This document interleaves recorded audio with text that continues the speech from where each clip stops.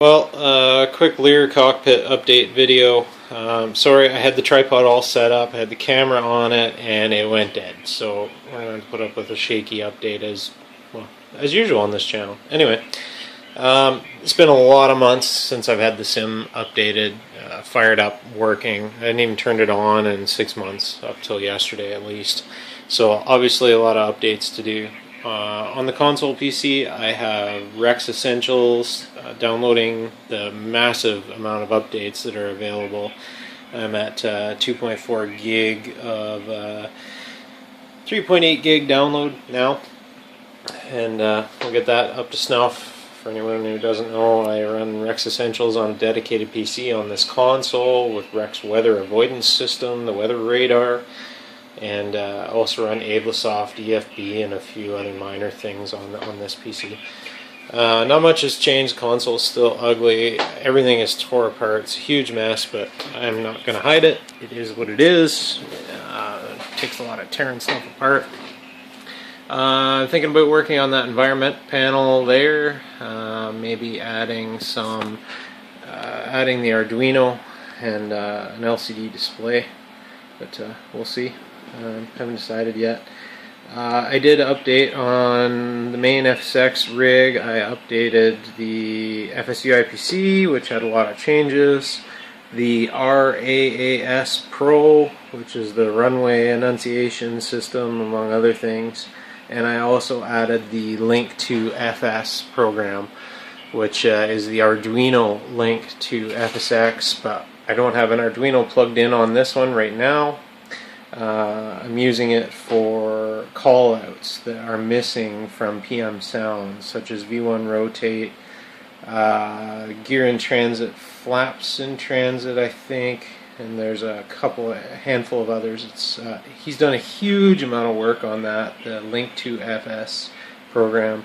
If anybody's interested in even just the callouts, install it. It's a standalone program. You don't even have to install it. You run it right from the folder. It works great, so looking forward to that working. Like I mentioned, the RAAS Pro is working and updated FSUIPC. If I didn't mention that already, there's been a lot of updates since then. And I also updated last night my taxi lights, care of Marco on Hangar 45. Once we have batteries on, we should be able to throw on. Those are taxi lights. And if I engage the landing lights on top of that, you can see the massive difference between the taxi lights and the runway lights. By default, FSX does not enable us to have taxi lights in the Lear, which is a huge problem when you've got a taxi with these monsters blaring all the time. It's just ridiculous. And Marco came up with an effect file from a yacht, which I did install and downloaded it and parked it at the gate just once just to see if it would do it. But the effects files work great for the taxi lights. So even as a nifty little delay, it fires up one and then the other, and I'm not sure why it does that, but it's pretty cool actually. There is some I don't know what they call that, gradation or what, on the ground. It's a little frustrating, but we've never had taxi lights before, so I'll take what I can get. It does cast a bloom into the air around the aircraft. On the phone I can see it worse, but there is some bloom around you when you have them on once you're into the air.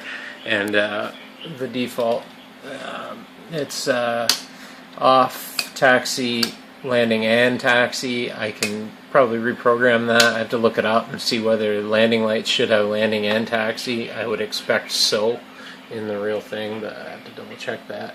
Anyway, I've got it programmed to both, and man, can you see coming in.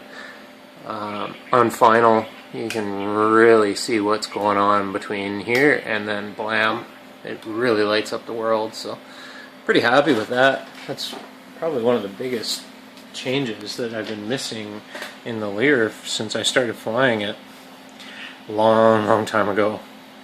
So yeah, no new updates for Jet 45 for the instrumentation. I did a post on the forum, and nothing available yet.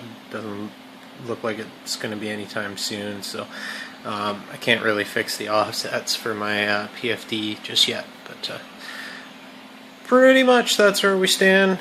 I'm thinking about doing some more 3D printed parts, maybe the AOA gauges or the Davtrons. I can do those with Arduino pretty easy and mimic those, and I don't know, we'll see. Or I may just stick to getting some more of this console area sorted out.